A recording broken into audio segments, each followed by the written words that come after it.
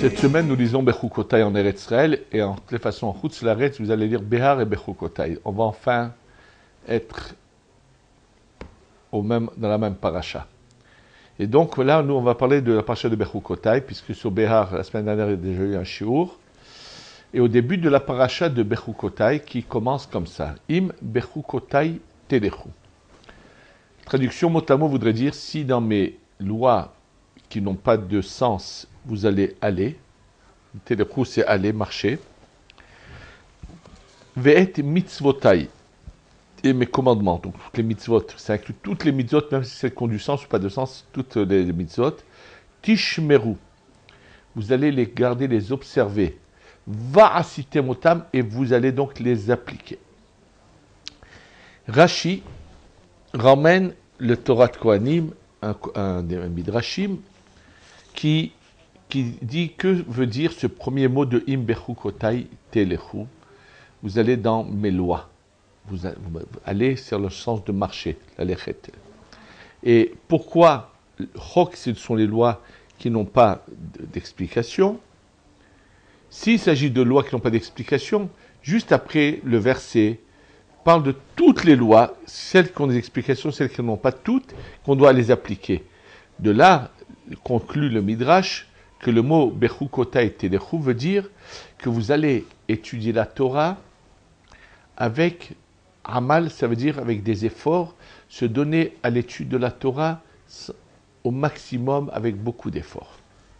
Donc on va voir pourquoi c'est important de comprendre le début de la paracha, pour comprendre la suite par rapport aux questions que nous allons bientôt poser. Donc la Torah nous dit clairement que si on ne se contente pas juste d'étudier, mais qu'on étudie avec labeur, amal, vraiment faisant des efforts considérables. Et la suite est Venatati, et je donnerai, donc Dieu va vous annoncer qu'il va nous donner quelque chose en contrepartie, Gishmechem, votre pluie. C'est ce qui est marqué, Be'itam, en son temps. Alors déjà, première question, que signifie je donnerai votre pluie? Venatati kshamim, je ferai descendre la pluie en son temps. Les pluies en leur temps. Pourquoi Gishmechem, votre pluie? Deuxième question, comme la pose l'Orachem Akadosh, nous savons que la récompense des mitzvot, c'est dans l'autre monde. Et là, la Torah a l'air de nous dire, vous savez, parce que vous avez étudié la Torah avec du labeur, avec vraiment des efforts énormes, et vous observez les mitzvot, c'est pour ça que je vous donne la pluie. Mais la récompense des mitzvot, ce n'est pas dans ce monde, c'est dans l'autre monde. Et puis, comme on l'a dit, première question, pourquoi ce mot Gishmechem, votre pluie? Ensuite, c'est marqué Venatna haaretz. Et la terre va donner Yevula, sa récolte. C'est-à-dire la terre va donner. Dieu donne que la terre fasse, que sorte la récolte. Mais pourquoi c'est la terre va donner sa récolte? Qu'est-ce que signifie ce... D'ailleurs, le Ramban s'interroge aussi là-dessus et à sa manière d'expliquer pourquoi on parle de la terre d'une manière générale. Et ensuite, qu'est-ce qu'il est mentionné? Ve'etz hasadeh Yiten Perio. L'arbre des champs donnera son fruit. Et là, Rashi nous dit tout de suite, qu'est-ce que c'est l'arbre des champs? Il dit, si on parle des arbres qui normalement ne donnent pas de fruits, comme le pin, le sapin, le chêne, tous ces arbres qui normalement ne donnent pas de fruits, et ces arbres-là vont donner des fruits. Et question qui doit sauter aux yeux, c'est qu'on est en train de nous dire que si on applique la Torah, on va recevoir de la pluie, et donc les champs vont donner leur récolte, le blé va bien pousser, c'est-à-dire tous les fruits, les légumes, tout va bien pousser. Donc on nous parle de notre vie sur terre, que si on applique bien la Torah, la vie sur terre sera plus agréable sur le plan matériel. Or, Rashi, là, quand il nous dit que les arbres qui ne donnent pas de fruits donneront des fruits, il s'agit de l'avenir avec la venue du Mashiach, puisque où est mentionné ce principe qu'un jour les arbres non fruitiers deviendront des arbres fruitiers? Cela est mentionné dans la Gemara, dans Masechet Ketubot, la dernière ligne de Masechet Ketubot, qui parle justement de la Géoula de la délivrance avec la venue du Mashiach. Et la Balagmara dit, Atidin, il a neserak sheberetzre shitnu perot. Les arbres non fruitiers d'Eretz Israël donneront des fruits. C'est marqué d'Eretz Israël seulement et non pas ceux d'extérieur. Donc, mais ça, c'est après la venue du Mashiach. Or, ici, on est en train de nous parler de récompenses matérielles sur cette terre, et tout d'un coup, on passe à ce qui se passera après le Mashiach. Comment comprendre cette contradiction? Ensuite, on nous parle d'une abondance considérable dans ce que va donner la terre. Et là, il est marqué quelque chose d'intéressant. Vachaltem lachmechem la sova, vishaftem vetabet. Vous allez manger votre pain en étant rassasié, dit Rashi. On mangera peu et on sera rassasié. Donc de nouveau, on repasse au fait que c'est matériel. Et quel est le sens de cette bracha? Vous mangerez peu et vous serez rassasiés. Quel est le sens de cette bracha? Et pourquoi elle n'est pas ici, il y a tellement d'abondance? Eh bien, qu'on mange bien, pourquoi faut-il manger peu pour être rassasié? Et bien sûr, vous serez installé dans votre terre de manière sûre. Donc, on nous parle qu'on est en Eretz Israël et qu'on n'a pas de problème. Et il y aura la paix sur la terre. Vous pourrez dormir sans avoir peur. Je détruirai les bêtes sauvages d'Eretz Israël.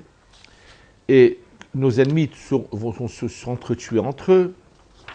C'est-à-dire que s'ils viendront en guerre, il n'y aura pas de problème. Et puis, on nous promet qu'on sera nombreux. Et ainsi de suite. Et puis, c'est marqué Venatati Mishkani Betochechem. Je donnerai mon tabernacle parmi vous. Et Rachid nous dit qu'il s'agit du Beth Amikdash. Alors, de quel Beth Amikdash s'agit-il?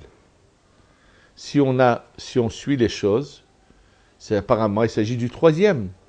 Pourquoi l'a-t-on appelé tabernacle et non pas Beth Amikdash? Pourquoi il n'a pas marqué Mikdashi, mon temple? Pourquoi Mishkani? Et ensuite, qu'on continue, c'est marqué Vehitalachti betochechem, je vais marcher parmi vous. Et nous dit Rashi, et Tayel imachem began Eden, je vais me promener avec vous au Gan Eden. De nouveau, on est passé des promesses terrestres et on nous parle d'autre chose qui va se passer au Gan Eden. Alors, on parle de promesses terrestres ou on parle du Gan Eden? Et là, on voit de nouveau cette même contradiction. Et vraiment, tout ça nécessite d'être expliqué et compris.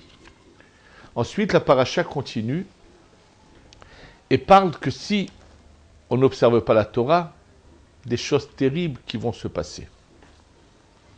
En fait, pour comprendre le sens de ce qui est marqué ici, il faut comprendre le sens de la vie que nous vivons sur Terre. Le Orach Chaim HaKadosh, au début dans Parashat Bereshit, nous donne comme image, quand il parle pourquoi il y avait des périodes où les gens avaient une très longue vie, et ensuite la vie s'est mise à être moins longue, il donne l'exemple suivant, d'un roi qui a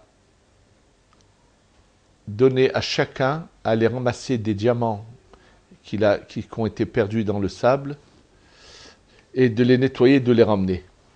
Il a dit à quelqu'un, pendant 1 an, tu vas me ramener tant et tant de diamants. Et quand il voit qu'après 1 an, la quantité de diamants qui a été réclamée n'a pas été faite, il décide de leur donner qu'1 mois à travailler et tous les mois vérifier combien ils ont fait.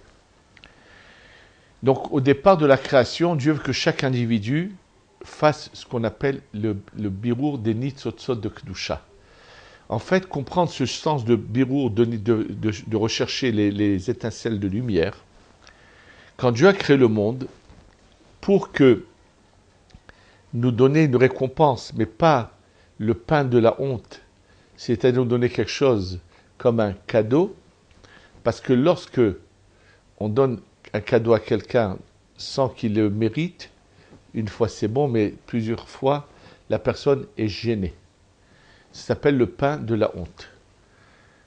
C'est pour ça qu'il faut faire très attention, surtout quand on parle d'un couple, que ne jamais un des deux partenaires du couple fasse ressentir à l'autre: je t'ai fait plaisir, je t'ai donné un cadeau, j'ai pas besoin de toi, mais je t'ai donné un cadeau. C'est la pire des erreurs à commettre. Une frustration sans pareil. Que chacun doit montrer à l'autre qu'il a besoin, qu'il est content. C'est pas un cadeau qu'il fait, mais qu'il veut son partenaire et que personne ne fait de cadeau l'un à l'autre. Tous les cas, donc pour pas qu'on ait cette frustration, cette mauvaise sensation, Dieu prend des parcelles de lumière, les disperse et nous demande de les récupérer. Une fois qu'on les a récupérées, on va repartir à l'endroit où se trouvait Adam Arishon, le premier homme avant la faute, et encore plus haut. Et là, on va continuer à travailler sur ces parcelles de lumière que nous avons récupérées ici en bas. Quand on finit ce travail de récupérer les parcelles de lumière, à ce moment-là, vient le Mashiach. Tout le temps qu'elles n'ont pas été finies, le Mashiach ne vient pas. Simplement, qu'on fasse ou pas ce qu'on a à faire, tous les jours, il y a une portion de ces parcelles de lumière qui est réparée jour par jour, jusqu'à que soit finie cette réparation, quelle que soit la manière dont les gens se conduisent.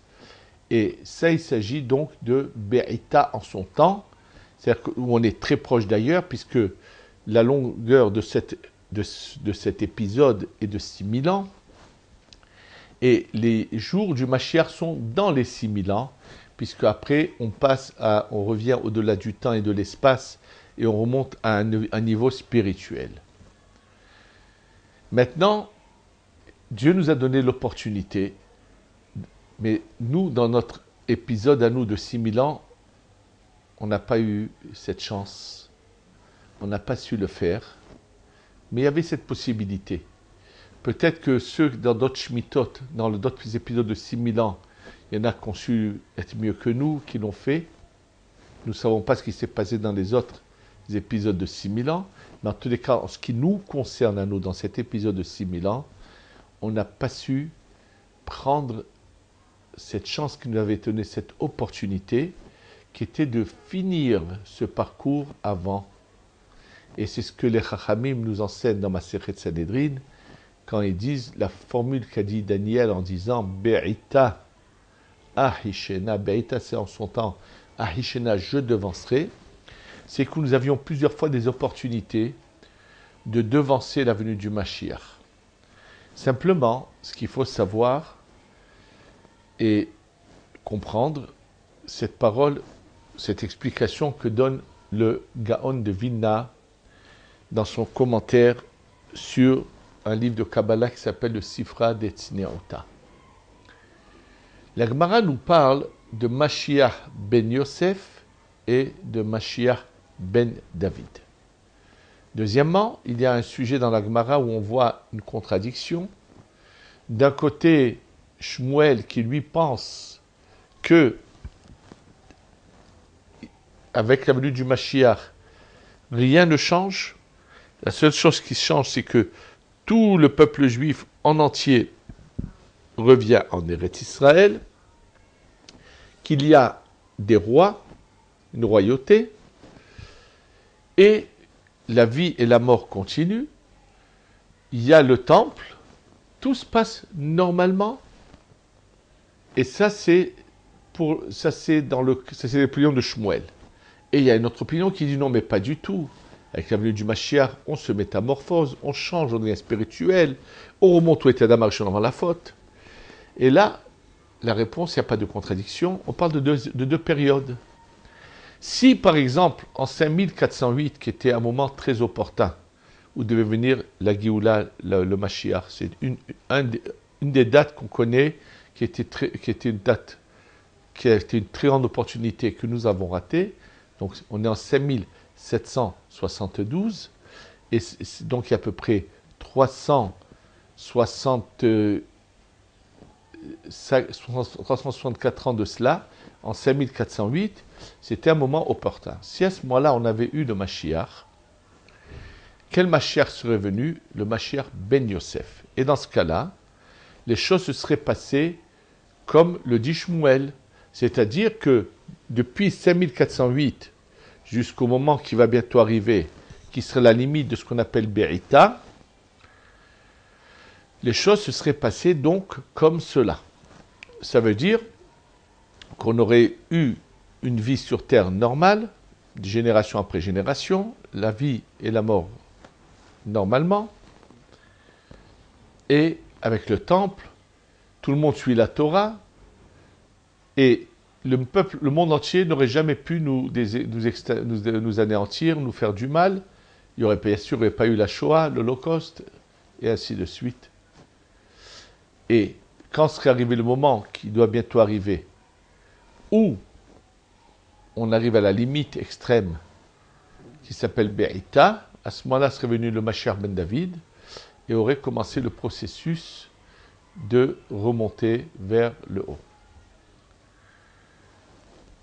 En fait, ce qui aurait pu se passer entre Mashiach ben Yosef et Mashiach ben David va quand même se passer d'une certaine manière avec le Mashiach ben David bientôt, les deux Mashiach ensemble bientôt, puisqu'il y aura des individus qui tout de suite, eux, vont avoir le mérite de monter où il faut, et il y en aura d'autres, bien qu'un jour, ils mériteront d'arriver à cet endroit où était Adam Arishon avant la faute, mais ça va traîner longuement. Il n'y aura plus de morts, mais ils vont vivre longtemps, et c'est pour ça que cette période de messianique doit durer minimum 200 ans, les 2 derniers siècles du 6e millénaire. Et donc, il y en a chez qui ça prendra du temps. Et là, dans ce cas, et donc, ce qui va se passer, ce sera comme ça. Maintenant, revenons à ce qui est marqué dans la Torah. La Torah nous dit « Im bechukotay telechu » Vous allez vraiment vous donner cœur et âme à faire des efforts, avec un labeur à pratiquer. Qu'est-ce que vous allez faire? Vous allez finir les Berurim avant leur moment. Donc faire venir le Mashiach ben Yosef. C'est de ça qu'il s'agit. La différence entre les Berurim qui sont faits en chaque jour, la partie de chaque jour, et ce qui est fait avant son moment, ce qui est fait chaque jour, personne ne peut le faire tomber de nouveau. Mais ce que les tzadikim font avant, il peut y avoir des gens mauvais qui font retomber cela, et c'est à cause de ces gens mauvais que, et on a eu beaucoup de tzadikim qui ont devancé les Berurim à venir, on aurait pu avoir le Mashiach avant, mais à cause des Rechaim qui ont tout fait tomber ce qu'avaient fait les tzadikim, on est arrivé à cette limite dont on est très proche. En tous les cas, donc si on avait eu dans l'Am Israël que des tzadikim, qu'on aurait fait comme c'est marqué, donc on aurait eu le Mashiach ben Yosef. En ayant le Mashiach ben Yosef, qu'est-ce qui se serait passé? Le Mashiach ben Yosef nous aurait tous ramenés en Eretz Israël, on aurait continué à être en matière, et c'est pour ça que c'est marqué, quand on nous dit « je donnerai votre pluie », il ne s'agit pas de récompense. Simplement, il y a des Berurim au niveau de la matière, au niveau des plantes, au niveau des animaux, au niveau des hommes. Et les Berurim qui sont dans la terre, qu'est-ce qui les fait sortir vite de la terre? C'est la pluie. C'est pour ça qu'Amara dit Gadol Yom Akshamim Ketriat Ametim. Il est grand un jour de pluie comme la résurrection des morts, parce que les Berurim qui sont dans la matière inerte sortent et sont délivrés de leur prison. Donc en fait, grâce à vous, vous allez faire venir, c'est pour ça que Dieu dit votre pluie, c'est vous qui allez faire venir cette pluie qui va, elle, permettre de vite sortir les Berurim qui sont dans la terre. Donc, vous allez avoir la Géoula, mais vous allez être encore sur terre. Venatna haaretz yevula. Et la terre donnera sa récolte parce que c'est vous qui avez fait que la terre donne sa récolte. Ce n'est pas une récompense qu'on vous annonce. Et là, il se serait passé quelque chose. C'est qu'avec la venue du Mashiach ben Yosef, puisque tout continue dans la matière, des arbres d'Eretz Israël qui ne donnaient pas des fruits jusqu'à présent donneront des fruits. Parce que les arbres qui ne donnent pas de fruits sont parce que malheureusement, la clipa, le mal est ancré en eux et donc empêche qu'ils puissent donner des fruits. Et vous pourrez comprendre au passage pourquoi le 25 décembre, le monde de la chrétienté coupe des sapins et les met dans les maisons. Le sapin n'est pas un arbre qui donne des fruits. Parce que comme ils sont attachés à la clipa, au mal, donc ils vont prendre ces arbres qui sont entièrement enveloppés dans le mal, c'est pour ça qu'ils ne peuvent pas donner de fruits, c'est ça ce qu'eux utilisent. C'est tout à fait, ça leur convient à 100%, puisque c'est la clipa avec la clipa. Et donc là, on nous annonce que par nos efforts, par notre manière de servir Hachem, donc on a le Mashiach ben Yosef, on a donc devancé l'avenue du Mashiach avant ce moment qui s'appelle Be'ita, et c'est pour ça que même ces arbres qui ne donnaient pas de fruits, en Eretz Israël seulement, puisque nous sommes en Eretz Israël, on va provoquer un changement dans la nature, on nous verra des fruits, on aurait vu ça si c'était repassé. Ça se passera certainement pour ceux qui vont devoir rester en matière sur terre avec l'avenue du Mashiach imminent, ceux qui malheureusement auront préféré la matière dans leur vie plutôt que le service de Dieu avec sacrifice, et qui mettront du temps jusqu'à qu'ils puissent de nouveau devenir spirituels, eux assisteront à ce miracle en Eretz Israël de voir des arbres qui ne donnent pas de fruits donner des fruits. Et là, bien sûr que lorsque ce sera Be'ita en son temps, le Beth Amikdash, comme on va le voir, sera spirituel. Mais de quoi il s'agit ici? Donc, si le Mashiach ben Yosef serait venu. Et là, donc, on nous dit maintenant, si le Mashiach ben Yosef était venu, les gens auraient tous pris conscience qu'il y a un seul but, c'est servir Dieu. Donc, on n'a pas de temps à perdre à faire de longs festins, de longs repas. C'est pour ça que la Torah nous annonce que vous mangerez peu, vous serez rassasiés. Donc, ça vous donnera vous serez rassasiés avec peu, et vous ne serez pas avide de vouloir passer du temps à des festins, à des repas, mais vous retournerez immédiatement au Beth Midrash pour étudier. Et c'est pour ça qu'ensuite, on nous dit que Dieu fera les guerres à nos ennemis qui ne pourront jamais nous faire de mal. Et quand il dit « je donnerai mon tabernacle, mon mishkan », c'est que tout simplement, c'est pour nous dire que de la même manière qu'avant le temple d'Eretz Israël, il y avait le mishkan dans le désert, puisque s'il y avait eu Mashiach ben Yosef, donc ce n'est pas le temple qui doit descendre du ciel spirituel, comme Rashi le mentionne dans Masechet Suga Daf Memalef Hamoud Aleph, vous auriez eu en attendant un prélude du troisième temple qui aurait été en matière, mais qui aurait été qu'un Mishkan par rapport au vrai troisième temple qui serait venu, et c'est pour ça qu'il dit bien Venatati Mishkani et non pas Mikdashi parmi vous. Et à la finalité de cela, finalement, tout le monde serait remonté.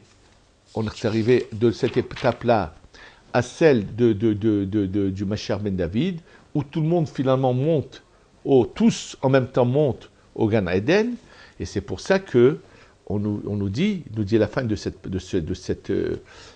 cette annonce, Vitalarti betochechem, je me promènerai avec vous au Gan Eden, puisque tous vous serez aptes à venir et à monter, et vous me verrez et vous aurez quand même la crainte, mais je me promènerai avec vous au Gan Eden. Donc en fait, on est en train de nous dire, et c'est pour ça que la fin aussi de cette paracha nous parle de je suis Dieu qui vous a sorti d'Égypte, plutôt qu'être des esclaves. Vaishbor motot ulechem, j'enlèverai votre joug, vaolech etrem, que je vous ferai aller la tête haute. Comme Yud, sa tête haute. La tête haute, c'est celui qui est fier, qui a la bonne conduite, puisque vous avez choisi tous d'avoir cette bonne conduite. Ça, la Torah ici nous montre ce qu'aurait pu se passer si on avait su tous être dans ce chemin. Il y aura quand même quelque chose de semblable à ça par rapport avec la venue définitive du Mashiach et ben David ensemble, puisqu'il y aura quand même ceux qui vont tout de suite remonter et ceux qui vont rester en matière.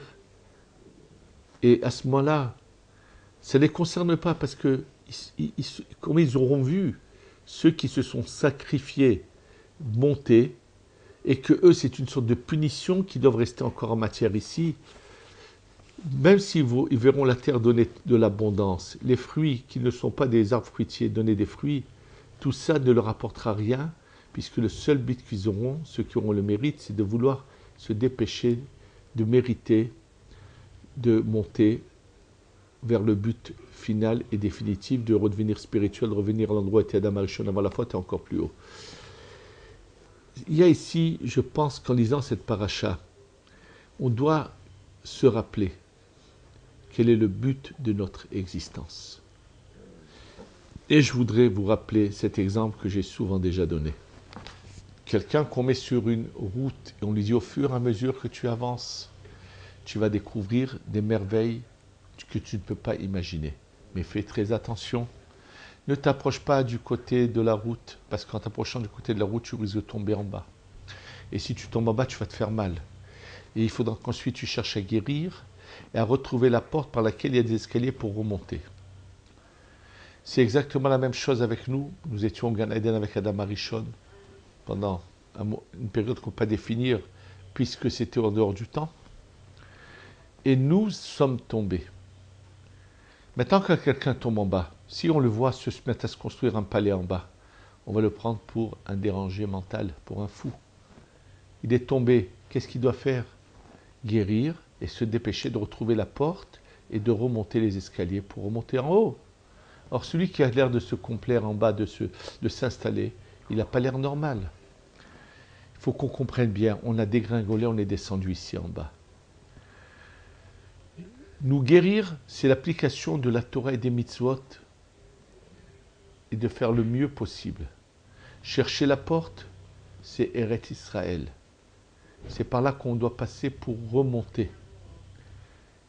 Quel ridicule, quel regret auront ceux qui auront cherché à s'installer de manière confortable ici en bas. De quoi ils auront l'air? Deuxième point très important que je voudrais vous rappeler, surtout qu'on va être bientôt ici, le Yom Yerushalayim, le jour où Yerushalayim est revenu après la guerre 67 entre nos mains. Baruch Hashem, c'est pour ça que je peux vous donner ce cours dans la vieille ville de Jérusalem, entre les murailles. Rabbi Chaim Vital, dans un de ses songes extraordinaires qu'il a, on lui révèle là-haut que le prophète Shmuel est constamment à gémir et à pleurer et à prier pour que Yerushalayim soit reconstruite. Et regardez, il n'y a pas de hasard. Le Yom Yerushalayim est toujours le jour du décès de Shmuel. Kafhet Iyar. Il n'y a aucun hasard. Ce qu'il faut qu'on sache, quand un père met en garde son fils et lui dit, attention, ne fais pas d'erreur, parce qu'à la fin, il y a un gendarme qui va venir, qui va te sortir de la maison et t'obliger à rester à l'extérieur pendant 3 mois. Finalement, l'enfant refait jusqu'à qu'à la fin, il se retrouve dans cette situation. Quand après 3 mois, le gendarme le laisse revenir, qu'est-ce qu'il attend le père? Que son fils revienne frapper à la porte et rentre. Quelle déception et quelle souffrance aura le père de voir que son fils se plaît à l'extérieur et ne cherche pas à revenir. Nous avons commis des erreurs qui ont provoqué que ce qu'on appelle la sitra hara, la force du mal, ait une domination et puisse nous sortir d'Eretz Israël. Parce que la fin de la paracha, comme je vous l'expliquerai juste après, ne parle pas de punition, mais comme je vais vous l'expliquer tout de suite, que c'est les conséquences de nos actions. Et donc, finalement, ça devait être du 1000 ans impossible de revenir. Mais une fois que ces 1000 ans sont passés, c'est le 5e millénaire, qu'est-ce que le papa attend? Que tous cherchent à revenir à la maison. C'est exactement la même chose avec Eretz Israël. Quelle tête auront tous ceux qui avaient eu la possibilité de revenir et ne l'ont pas fait? Réfléchissez et ne tardez pas à revenir. N'attendez pas que ce soit le Mashiach qui vous emmène, parce que ça serait une honte et ça aura des conséquences terribles. Tous ceux qui peuvent doivent se dépêcher de revenir. On m'a posé la question, pourquoi des punitions aussi dures sont dites à la fin de la paracha? Et la question est fausse. Quand je dis à un enfant, attention, ne mange pas de ça et de ça et de ça, c'est du poison violent. Si ensuite il mange et qu'il souffre le martyre, ça veut dire que moi je l'ai puni? Pas du tout. C'est lui qui a provoqué cela. Ou bien je dis à quelqu'un, attention, ne rentre pas sur cette route, il y a des bêtes sauvages, il y a des gens mauvais qui vont te faire du mal. S'il est parti, qu'il souffre ensuite, c'est une punition, c'est lui qui a choisi son chemin. Dieu a créé le monde avec deux forces. La force positive qui est celle du chemin à la lumière de la Torah et le mal. Il dit attention, si vous appliquez la Torah et les mitzvot, vous vous protégez de l'emprise que peut avoir le mal sur vous. Et si au contraire, vous ne faites pas ce que je vous dis, vous donnez la possibilité à ce système qui a été mis en place d'agir et de vous provoquer tous ces malheurs et toutes ces souffrances. Ce n'est pas une punition, c'est la conséquence de nos actions. On doit penser à tout cela. On est près de Shavuot, il faut qu'on se réveille pour qu'on puisse recevoir la Torah pleinement et avoir la Géoula Shlema, Shetavo Bimera Beyamenu. Amen. Yerushalayim